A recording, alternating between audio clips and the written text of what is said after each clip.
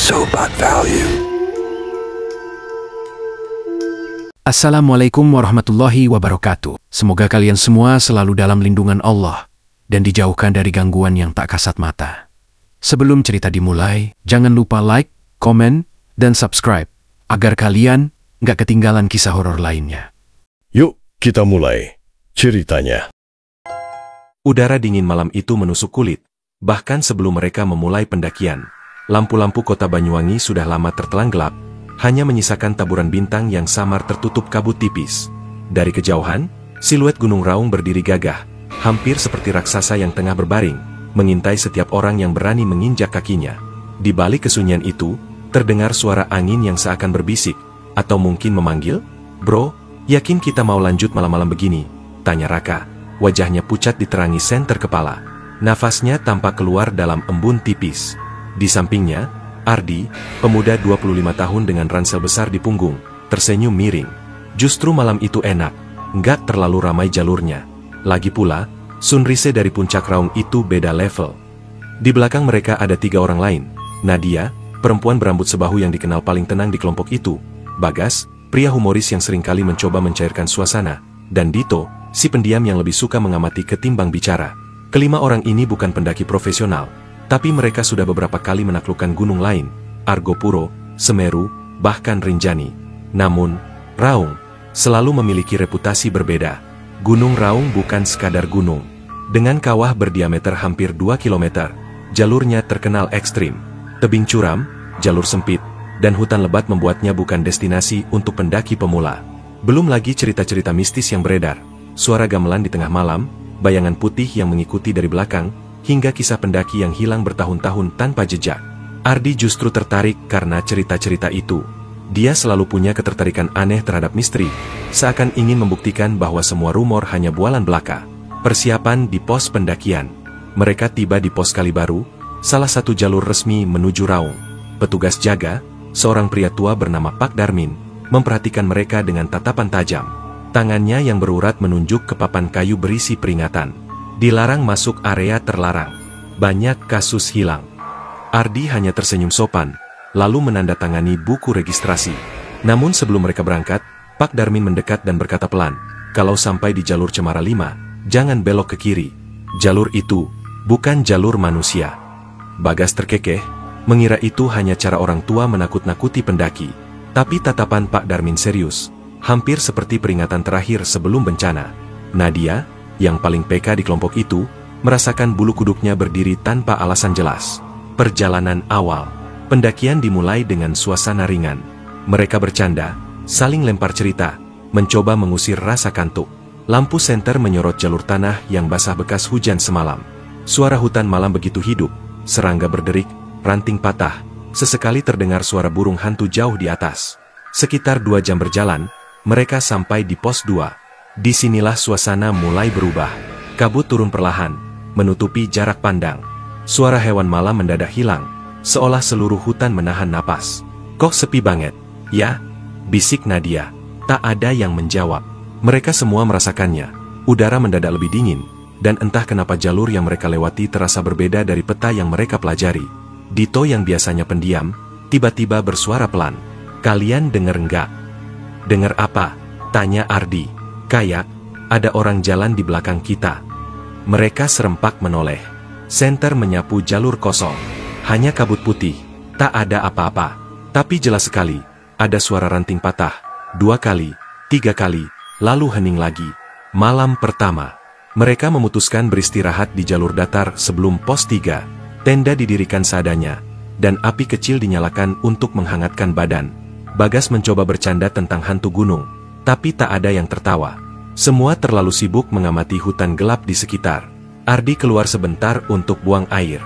Saat kembali, wajahnya terlihat aneh, pucat, seperti habis melihat sesuatu. Tapi dia tak bicara apa-apa, hanya duduk diam, menatap kosong ke arah pepohonan. Nadia mendekat pelan. "Lo kenapa, Di?" Ardi menggeleng, suaranya nyaris tak terdengar. "Gue kira barusan ada orang berdiri di balik pohon, tapi pas gue sorot senter, kosong." Suasana jadi makin mencekam. Angin malam bertiup kencang, membuat suara seperti bisikan panjang. Di kejauhan, Samar-samar terdengar bunyi gamelan, pelan, tak jelas, seolah berasal dari perut gunung. Pertanda aneh. Menjelang subuh, mereka semua terbangun karena suara teriakan. Bukan teriakan manusia biasa, lebih mirip lolongan panjang yang menggetarkan dada. Mereka saling pandang, bingung dan ketakutan. Dito menunjuk jalur ke depan. Di sana, samar-samar, terlihat bayangan putih bergerak cepat di antara pepohonan. Ardi berdiri, menyorotkan senter, tapi tak ada apa-apa. Gue rasa kita nggak sendirian di sini, gumamnya pelan. Episode berakhir dengan suasana penuh tanda tanya. Siapa atau apa yang mengikuti mereka? Dan mengapa rasanya jalur yang mereka lewati makin menjauh dari peta resmi? Kabut pagi turun begitu tebal hingga jarak pandang hanya sebatas 2 meter. Mereka berlima terdiam, berdiri mematung di jalur sempit yang nyaris tak terlihat. Senter-senter mereka sudah mati kehabisan baterai, hanya menyisakan cahaya samar dari langit yang perlahan mulai memutih. Nadia menggigil. Tadi, kalian semua dengarkan. Suaranya bergetar, nyaris terputus-putus. Tak ada jawaban. Hanya hembusan napas satu sama lain yang terdengar di udara dingin. Bagas menatap ke arah belakang, ke jalur yang barusan mereka lewati. Itu, nggak mungkin suara angin kan? Gue yakin itu suara orang. Ardi, yang sejak tadi terlihat paling tenang, tiba-tiba melepaskan ranselnya dan jongkok. Gue nggak ngerti, jalur ini harusnya lurus, tapi sekarang malah bercabang. Dia menunjuk tanah yang basah, di mana 2 jalur berbeda terbuka di hadapan mereka. Satu ke kanan, satu ke kiri. Yang ke kanan tampak seperti jalur resmi. Tanahnya padat, bekas pijakan sepatu masih terlihat. Tapi jalur ke kiri, sempit, dipenuhi akar pohon yang mencuat seperti tangan siap mencengkeram kaki siapapun yang lewat. Pak Darmin bilang jangan belok kiri. Nadia mengingatkan, suaranya rendah. Dia bilang jalur itu bukan jalur manusia. Lalu kenapa jalur ini tiba-tiba muncul? Dito ikut bicara, nadanya pelan tapi tajam. Di peta nggak ada cabang kayak gini. Ardi menghela napas panjang. Kanan. Kita ambil kanan. Nggak usah cari masalah. Mereka sepakat, meski Bagas sempat menggerutu pelan. Perjalanan pun berlanjut. Namun anehnya, semakin lama mereka berjalan, semakin terasa kalau medan berubah. Pohon-pohon semakin rapat. Suara burung sama sekali tak terdengar. Malah yang terdengar hanya bisikan-bisikan samar, seperti orang bercakap pelan di kejauhan. Kadang suara itu terdengar dari depan, kadang dari belakang. Sekitar 1 jam berjalan, tiba-tiba Nadia berhenti mendadak. Tunggu, serunya pelan. Semua menoleh. Dia menunjuk tanah basah di jalur mereka. Ada jejak kaki, tapi bukan jejak kaki sepatu gunung. Telanjang, jari-jarinya panjang, hampir seperti bukan manusia. Jejak itu basah, seperti baru saja terbentuk. Dan arahnya, menuju jalur yang mereka lalui tadi. Seolah ada sesuatu yang mengikut dari belakang. Suasana hening.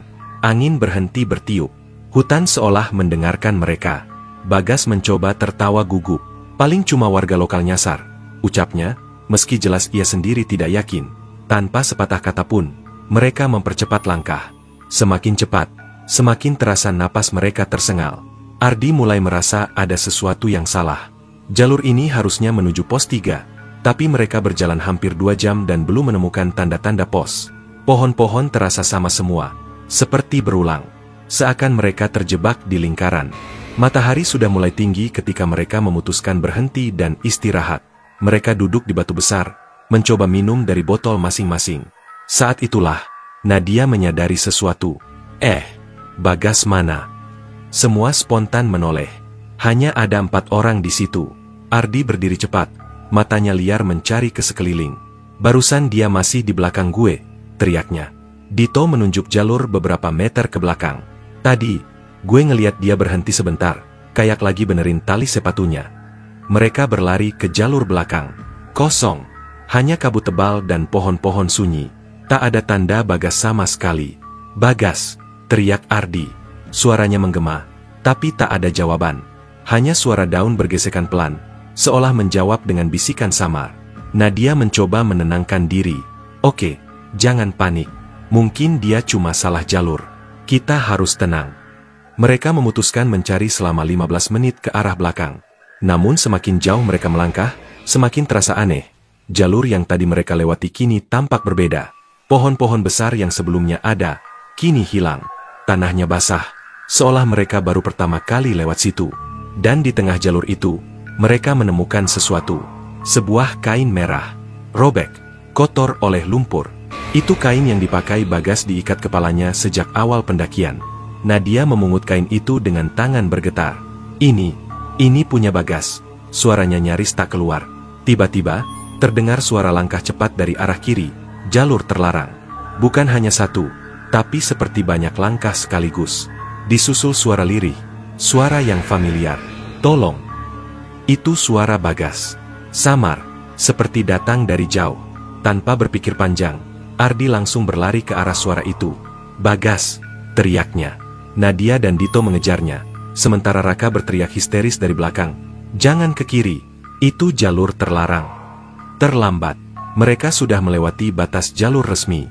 Dan begitu mereka masuk ke jalur itu, kabut menjadi lebih tebal, udara lebih dingin, dan suara gamelan kembali terdengar, kali ini lebih jelas. Langkah mereka melambat. Semua terasa salah. Pohon-pohon di sini lebih tinggi, akar-akarnya menggantung seperti tali-tali panjang. Bau anyir samar tercium di udara.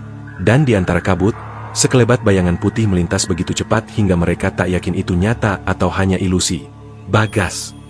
Ardi kembali berteriak. Tak ada jawaban. Hanya suara tawa kecil, lirih, tapi jelas bukan suara manusia normal. Nadia memegang lengan Ardi erat. Kita harus balik, bisiknya dengan mata lebar. Ardi tak menjawab. Dia menatap ke depan, ke jalur yang makin gelap. Ada sesuatu yang menariknya ke sana, entah suara Bagas, atau sesuatu yang lain. Mereka terus berjalan, semakin dalam ke jalur terlarang. Hingga akhirnya, mereka sampai di sebuah pohon raksasa dengan lubang besar di batangnya. Dari dalam lubang itu keluar suara napas, berat, panjang, dan dingin. Dan di tanah di depan lubang itu, tergeletak sepatu Bagas. Kabut di jalur terlarang terasa lebih padat dari sebelumnya, seolah hidup dan menelan mereka perlahan. Setiap langkah menimbulkan suara yang menggema aneh, seperti ada yang menirukan dari kejauhan. Udara semakin dingin, napas mereka berubah menjadi asap tipis. Ardi meraih sepatu Bagas yang tergeletak di depan pohon besar itu. Sepatu itu basah kuyup. Lumpur menempel tebal di seluruh permukaannya.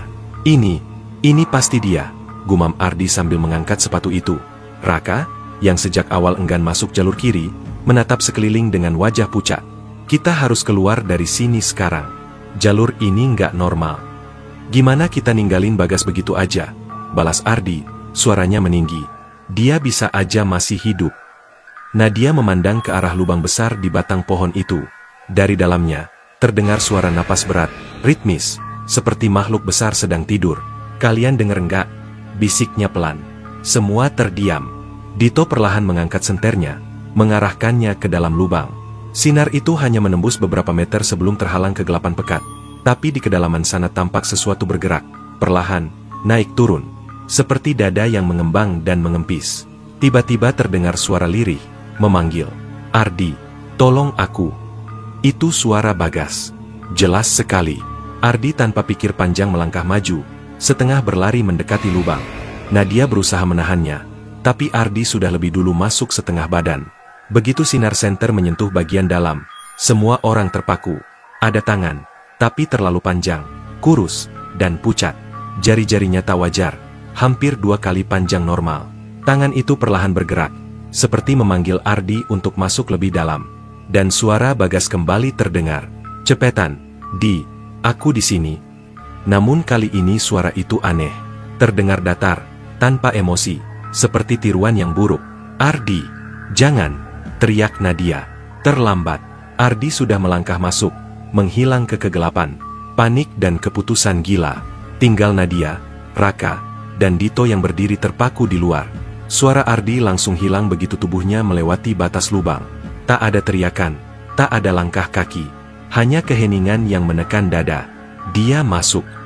Raka setengah histeris. Kita harus panggil bantuan, kita nggak bisa. Bantuan nggak akan sempet sampai ke sini, potong Dito cepat. Kalau Ardi nggak keluar dalam beberapa menit, kita nggak akan nemuin dia hidup. Nadia menggigit bibirnya, matanya tak lepas dari lubang pohon itu. Dari dalam lubang, suara napas berat masih terdengar, tapi kini bercampur dengan suara lain. Gumaman tak jelas, seperti orang berbicara dalam bahasa asing. Tiba-tiba, tanah di sekitar mereka bergetar pelan.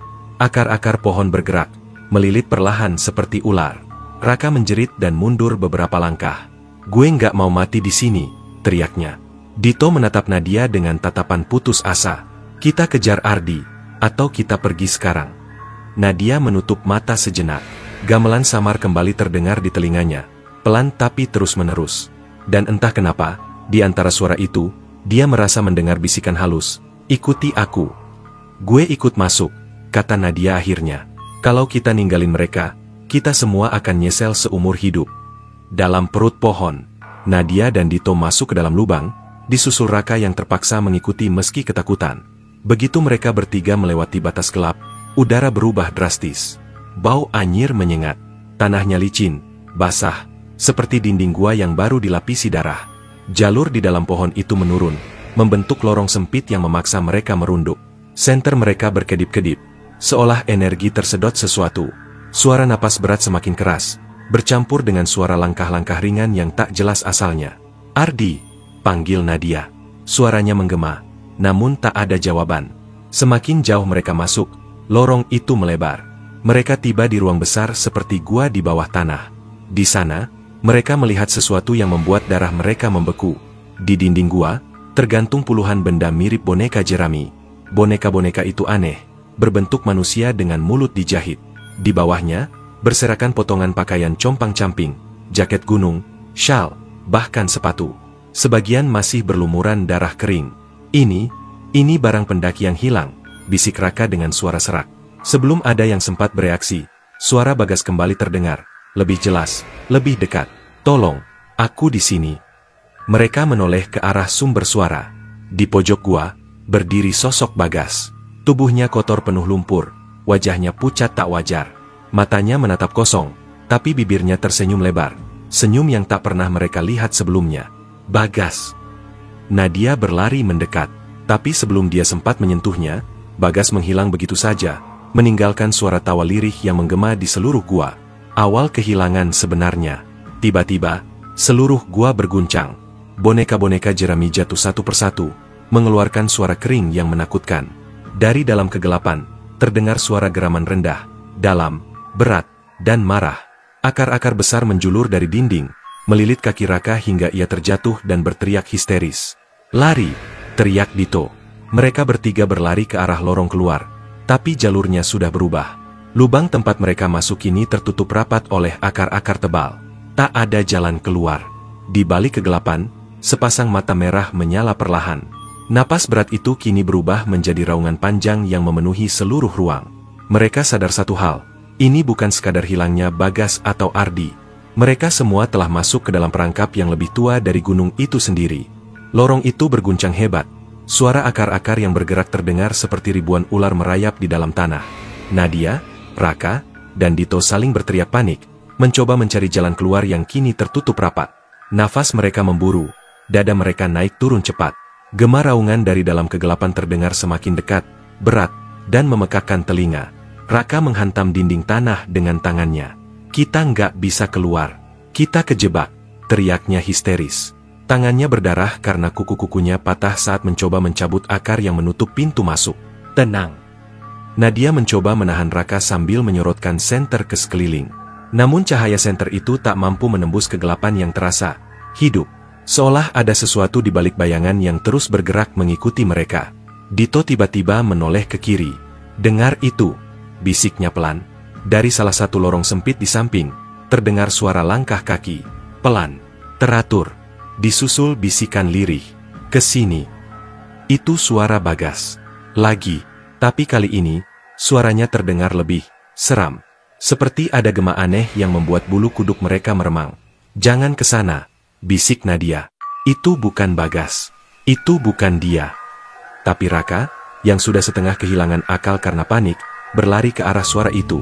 "Bagas, gue datang," teriaknya, menghilang ke lorong sempit. "Enggak." Nadia berusaha mengejarnya, tapi Dito menahan tangannya. "Biarin dia. Kita nggak bisa kejar sekarang." Suara langkah Raka semakin menjauh, lalu hening. Hanya gema bisikan samar yang tertinggal. Lorong yang bergerak. Hanya tersisa Nadia dan Dito. Mereka memutuskan menjauh dari pusat gua, berharap menemukan jalur lain.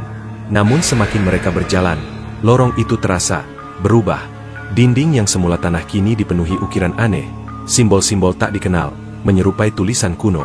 Beberapa simbol berwarna merah, seolah dilukis dengan darah. Apa ini? Gumam Nadia. Jemarinya menyentuh salah satu simbol. Dingin, licin, dan anehnya, terasa berdenyut seperti nadi. Jangan sentuh. Dito menarik tangannya. Gue nggak suka tempat ini. Mereka terus berjalan.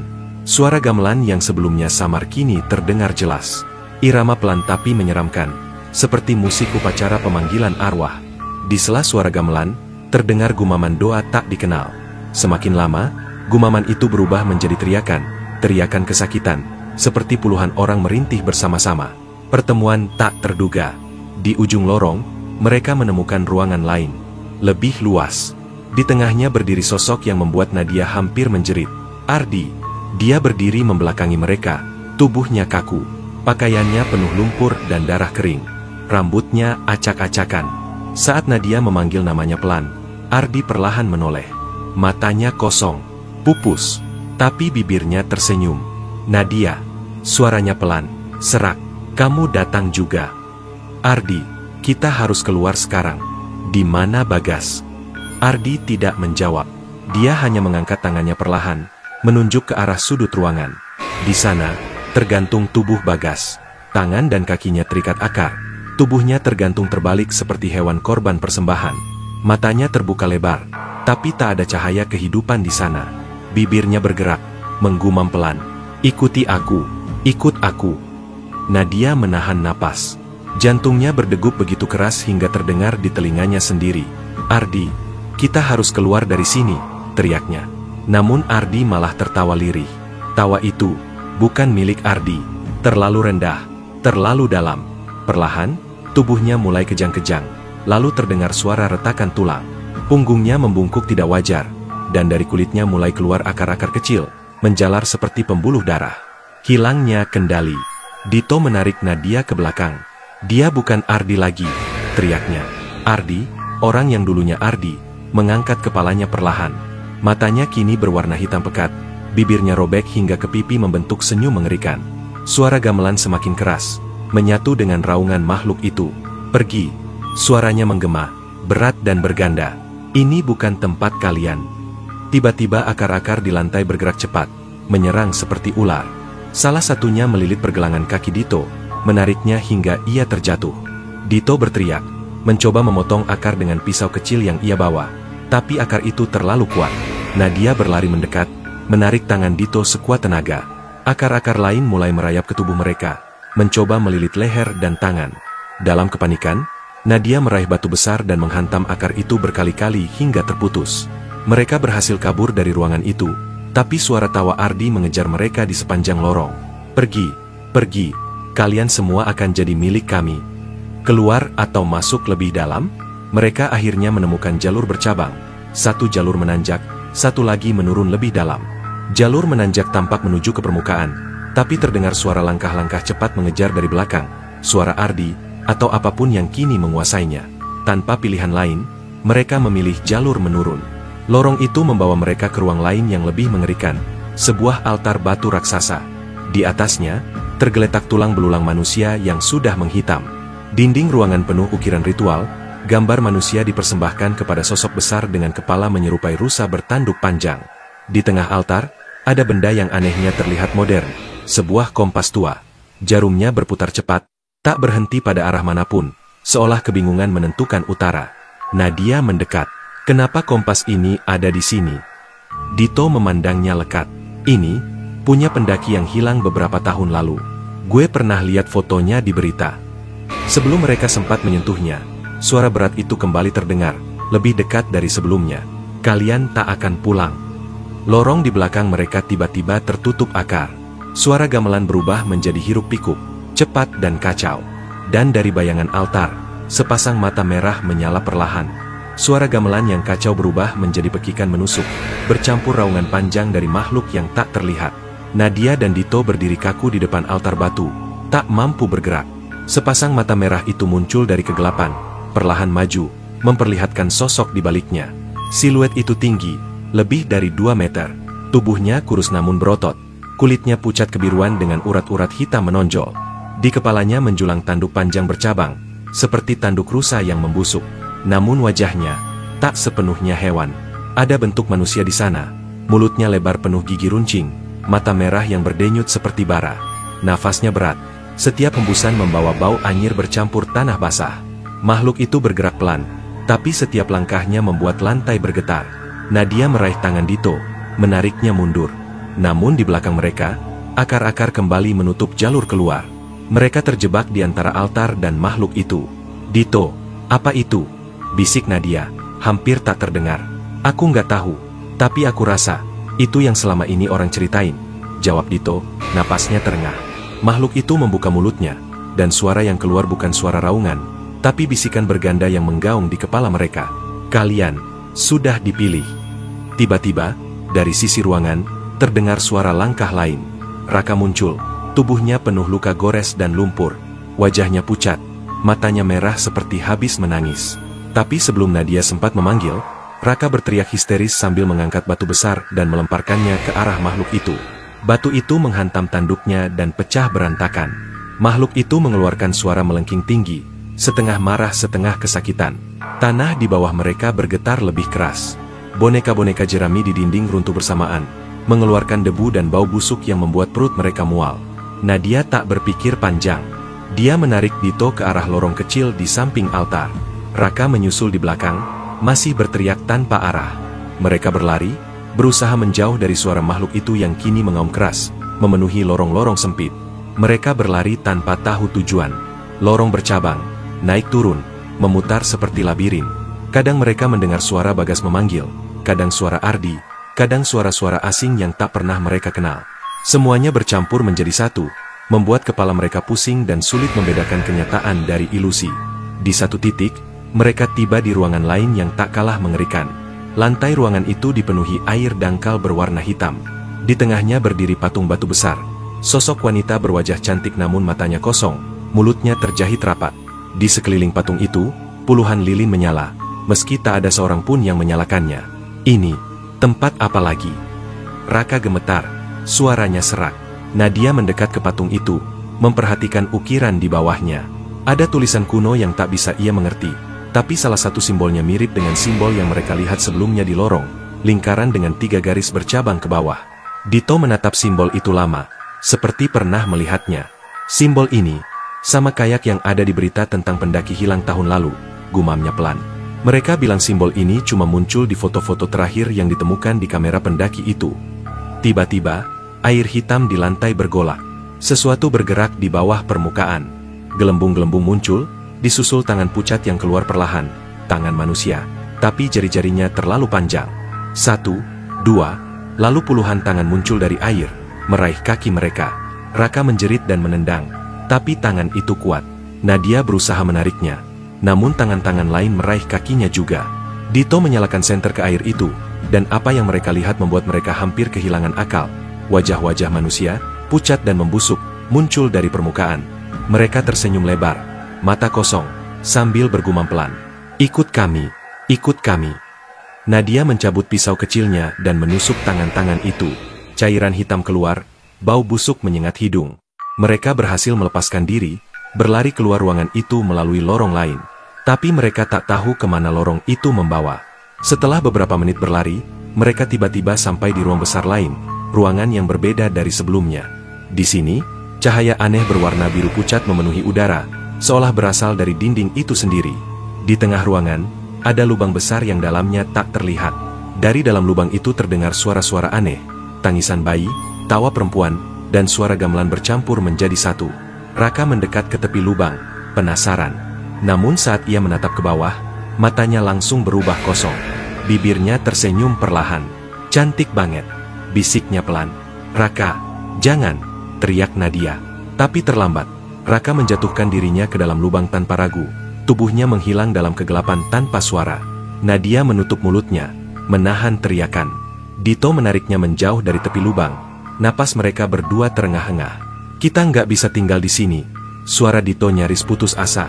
"Kalau kita nggak nemuin jalan keluar sekarang, kita bakal..." Tiba-tiba, suara berat itu kembali terdengar, memenuhi ruangan. "Tak ada jalan keluar, kecuali kalian ikut." Dari bayangan di seberang ruangan, sosok Ardi muncul lagi. Tubuhnya kini lebih rusak, kulitnya robek di beberapa bagian, akar-akar keluar dari lukanya. Namun matanya kini memancarkan cahaya biru yang sama dengan cahaya ruangan. Dia berjalan pelan, mendekati mereka. Nadia mundur sambil menarik Dito. Tapi Ardi mengangkat tangannya, dan seketika akar-akar keluar dari tanah, menutup semua lorong. Mereka terperangkap lagi. Kalian sudah terlalu jauh untuk kembali. Akar-akar yang keluar dari tanah merayap cepat seperti ular, memenuhi dinding dan langit-langit ruangan. Setiap akar berdenyut pelan, seakan hidup. Cahaya biru yang aneh dari lubang di tengah ruangan memantulkan bayangan menyeramkan pada wajah Ardi yang kini sudah tak sepenuhnya manusia. Tubuhnya tampak lebih tinggi, kulitnya pecah-pecah dengan retakan hitam bercahaya samar. Mata birunya menatap Nadia dan Dito tanpa berkedip. Nadia berusaha mundur sambil menarik Dito, tapi akar-akar itu menutup semua lorong keluar. Hanya ada satu jalan, menuju Ardi. Ardi, kalau kamu masih bisa dengar suara kita, lawan itu, kata Nadia pelan, mencoba menjangkau sisi manusia dalam dirinya. Ardi berhenti beberapa langkah di depan mereka. Sebentar, tatapannya tampak goyah. Bibirnya bergerak, suara pelan keluar, hampir seperti rintihan. Tolong, aku. Namun seketika, kepalanya menoleh cepat. Gerakan tak wajar seperti lehernya hampir patah. Tawa rendah keluar dari mulutnya, bercampur dengan suara lain, berlapis, bergema. Dia sudah jadi bagian dari kami. Dinding ruangan bergetar, akar-akar menggeliat semakin cepat. Dari dalam lubang, suara gamelan dan tawa perempuan bercampur, lebih keras daripada sebelumnya. Lantai mulai retak, mengeluarkan cahaya biru dari bawah. Dito mengangkat pisaunya, bersiap menghadapi serangan. Kalau dia bukan Ardi lagi, kita nggak punya pilihan, gumamnya. Ardi bergerak tiba-tiba, melompat ke arah mereka dengan kecepatan tak manusiawi. Nadia dan Dito terjatuh terpisah. Akar-akar melilit kaki Dito, menariknya ke arah lubang. Dito berteriak, mencoba memotong akar itu, tapi semakin ia tebas, semakin banyak akar baru yang muncul. Nadia meraih batu tajam di lantai dan berlari ke arah Ardi, menghantamnya ke wajah. Ardi terhuyung, tapi tidak mundur. Sebaliknya, dia tertawa, tawa yang membuat darah Nadia membeku. Kenapa kalian menolak? Di sini tenang, tak ada rasa sakit, hanya keabadian. Nadia mundur, tubuhnya gemetar. Aku nggak mau mati di sini, teriaknya. Mendengar itu, Ardi berhenti. Sekilas, wajahnya tampak seperti Ardi yang dulu, mata penuh rasa takut, bibir bergetar. Kalau gitu, lari, katanya pelan, sebelum tubuhnya kejang lagi dan mengeluarkan raungan panjang. Raungan itu memecahkan batu-batu di dinding, membuka celah baru di salah satu sisi ruangan. Dito yang masih setengah terikat akar langsung memotong sisa lilitan dan berlari ke arah celah itu bersama Nadia.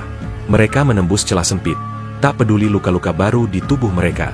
Di belakang, suara Ardi, atau makhluk yang menguasainya, menggema. Kalian tak akan jauh, gunung ini adalah labirin kami. Lorong baru itu jauh lebih sempit. Mereka harus merangkak di beberapa bagian, meraba dinding yang dingin dan licin. Bau tanah bercampur anyir makin menyengat, membuat perut mereka mual. Sesekali, mereka mendengar suara langkah di belakang, pelan, konsisten, seperti bayangan yang terus mengikuti. Dia ngejar kita, bisik Dito, napasnya terengah. Gue tahu, jawab Nadia pelan. Tapi kita harus terus maju, harus keluar dari sini. Setelah beberapa menit merangkak, lorong itu terbuka ke ruang besar lain. Kali ini ruangan itu lebih tinggi, dengan cahaya remang dari celah batu di atas. Di dindingnya, ada ukiran raksasa menggambarkan sosok bertanduk yang sama seperti makhluk yang mereka lihat sebelumnya. Namun di ukiran itu, sosok bertanduk dikelilingi manusia berlutut, seolah memuja. Di bawah ukiran itu, ada sebuah altar batu lebih kecil, dengan benda yang tampak modern, kamera pendaki. Nadia mendekat perlahan dan mengambil kamera itu. Ketika ia menekan tombol, layar yang hampir rusak menyala sejenak. Satu foto terakhir muncul, gambar kabur seorang pendaki yang menangis, dikelilingi bayangan putih, dengan tulisan tergesa di tanah. Jangan percaya suara mereka. Tiba-tiba, suara lirih muncul dari belakang mereka. Nadia. Mereka berdua membeku. Itu suara Bagas. Lagi, sangat dekat. Dari lorong gelap, Bagas muncul perlahan. Tubuhnya kotor, pakaian compang-camping, mata merah menyala. Tapi kali ini, ia tidak tersenyum. Wajahnya datar, bibirnya bergerak pelan. Aku lapar. Seketika, ia melompat ke arah mereka dengan kecepatan tak wajar. Dito mendorong Nadia ke samping dan berusaha menahan Bagas dengan pisau, tapi tubuh Bagas terasa seperti besi.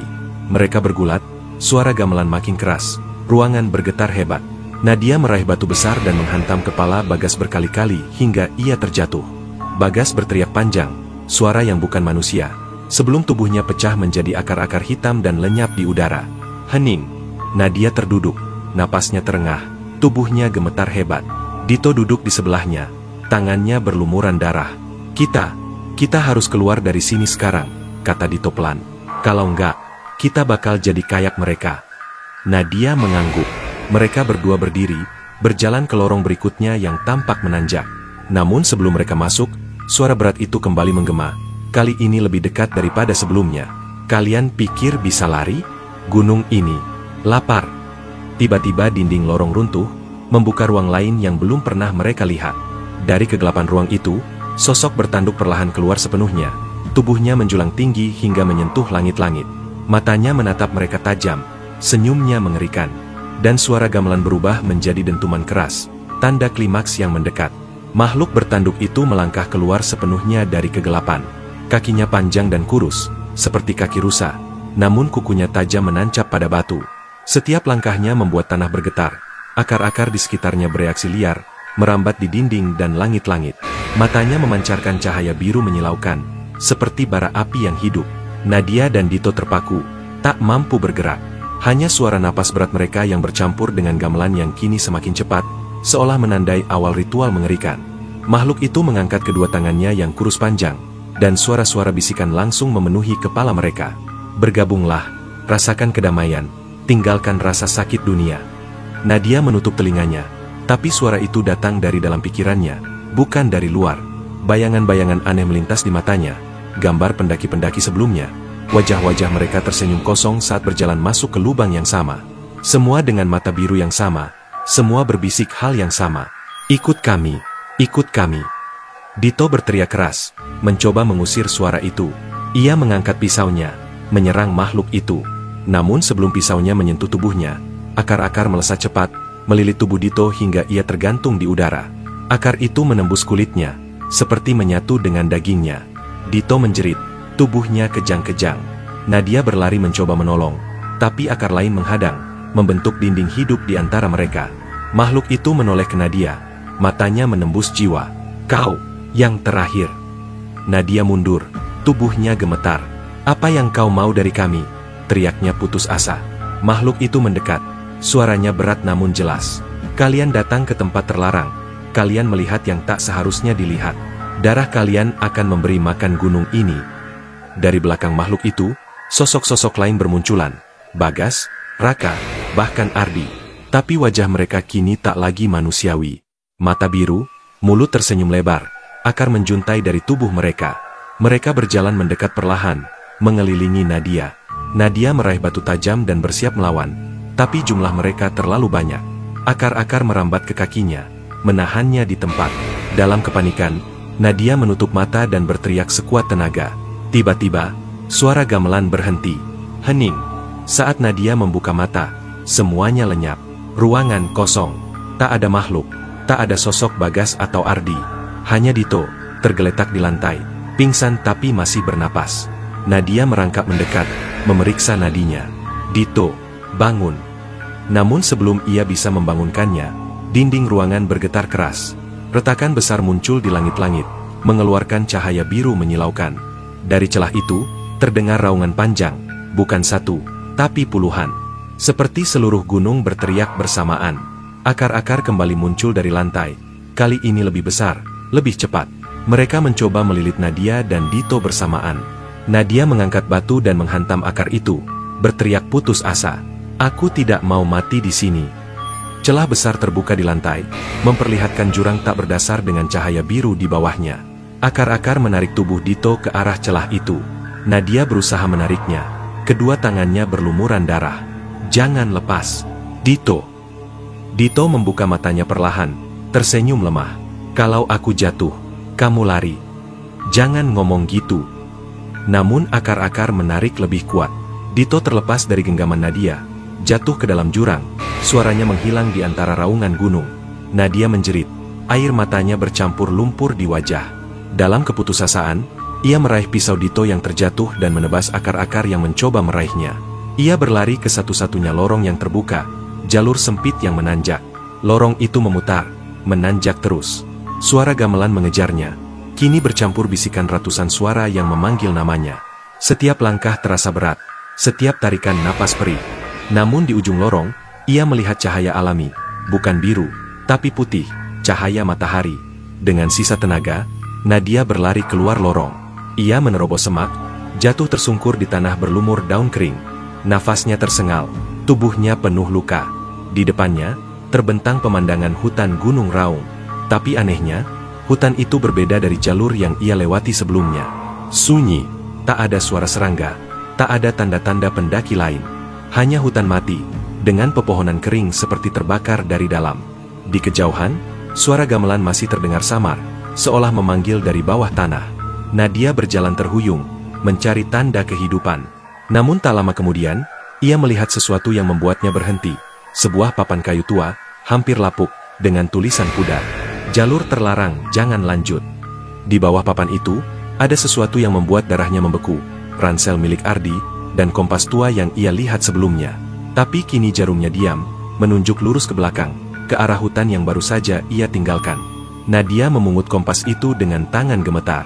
Saat ia memandang ke hutan, samar-samar ia melihat sosok berdiri di antara kabut. Ardi tersenyum, dengan mata biru bercahaya. Kamu nggak bisa pergi, Nadia. Kabut tebal menyelimuti jalur terlarang itu. Nadia berdiri mematung, napasnya memburu. Tubuhnya kaku saat melihat sosok Ardi berdiri di antara pepohonan mati. Mata birunya bersinar samar. Senyumnya tak pernah berubah sejak mereka terpisah di bawah tanah. Ardi, suara Nadia pecah, antara takut dan rindu. Kalau kamu masih Ardi, tolong, biarkan aku pergi. Ardi tidak menjawab. Dia hanya mengangkat tangannya perlahan, menunjuk ke arah jalur turun gunung. Gerakannya lambat, tapi seolah penuh maksud. Kalau aku ikut kamu, aku bisa keluar. Suara Nadia gemetar. Ardi menunduk, lalu mengangguk perlahan. Tapi mata birunya tidak pernah berhenti bersinar. Nadia ragu. Ia tahu suara-suara itu suka memanipulasi. Mereka meniru Bagas. Mereka meniru Dito. Mereka bahkan meniru suara ibunya saat ia hampir menyerah di bawah sana. Semua hanya jebakan. Tapi sekarang, hanya Ardi yang tersisa, atau apapun yang tersisa darinya. Langkah pelan Ardi makin mendekat. Akar-akar kecil merayap di tanah di sekitarnya, seakan mengiringinya. Setiap kali ia melangkah, tanah seperti berdenyut. Nadia mundur, memegang pisau tumpul yang tersisa di tangannya. Kalau kamu bukan Ardi, aku akan melawan. Ardi berhenti. Wajahnya tetap tersenyum, tapi untuk sepersekian detik, matanya tampak berkedip, seperti orang yang sedang berusaha keras keluar dari mimpi buruk. Suara lirih keluar dari bibirnya. Lari, jangan lihat ke belakang. Nadia tak menunggu lama. Dengan tenaga terakhirnya, ia berlari menuruni jalur itu. Ardi tidak mengejar, tapi suara gamelan kembali terdengar, kali ini lebih jauh namun tetap mengintai di telinganya, seolah menjadi bagian dari pikirannya sendiri. Dia terus berlari tanpa henti sampai akhirnya ia menemukan jalur resmi pendakian, jalur yang semestinya mereka lalui sejak awal. Jalur itu sepi, tidak ada tanda pendaki lain. Hanya papan peringatan lama yang sudah retak, bertuliskan huruf samar. Dilarang masuk, banyak yang hilang. Nadia jatuh berlutut, menangis tanpa suara. Tubuhnya penuh luka, bajunya sobek, wajahnya penuh tanah. Dia tidak tahu berapa lama dia berada di dalam. Sehari, seminggu, atau lebih. Saat ia mencoba turun lebih jauh, suara-suara dari hutan masih mengikutinya. Bisikan lirih memanggil namanya. Tawa pelan Bagas. Suara Dito memanggil minta tolong. Bahkan suara Ardi, yang samar berkata, kamu nggak akan pernah keluar. Episode 10, penutup. 3 hari kemudian, tim SAR menemukan Nadia di kaki Gunung Raung. Tubuhnya lemah, dehidrasi, dan penuh luka. Mereka heran bagaimana dia bisa bertahan hidup tanpa logistik, apalagi karena jalur tempat ia ditemukan bukan jalur resmi pendakian. Di pos evakuasi, Nadia hanya bisa menangis ketika petugas menanyainya. Saat mereka bertanya tentang teman-temannya, Nadia hanya menjawab satu kalimat, mereka masih di sana. Polisi dan tim SAR mencoba melakukan pencarian selama seminggu penuh. Mereka menemukan jejak, potongan kain merah milik Bagas, sepatu Dito, dan kompas tua milik pendaki yang hilang bertahun-tahun lalu. Namun mereka tidak pernah menemukan tubuh siapapun. Bahkan jalur terlarang yang diceritakan Nadia tidak pernah ditemukan. Beberapa hari setelah operasi dihentikan, Nadia dirawat di rumah sakit untuk pemulihan. Namun malam-malamnya dipenuhi mimpi buruk. Ia selalu mendengar suara gamelan di telinganya. Kadang suara Bagas yang memanggilnya dari luar jendela, kadang suara Ardi yang berbisik, "Gunung ini lapar, dan kamu sudah jadi bagiannya." Dokter menganggap itu trauma, tapi Nadia tahu, itu bukan sekadar trauma. Suatu malam, saat ia mencoba tidur, Nadia mendengar ketukan pelan di jendela kamarnya. Ia perlahan membuka mata. Di luar jendela, samar-samar, terlihat sosok Ardi berdiri dalam kabut malam, tersenyum, dengan mata biru yang bersinar. "Sudah waktunya pulang, Nadia." Lalu layar gelap.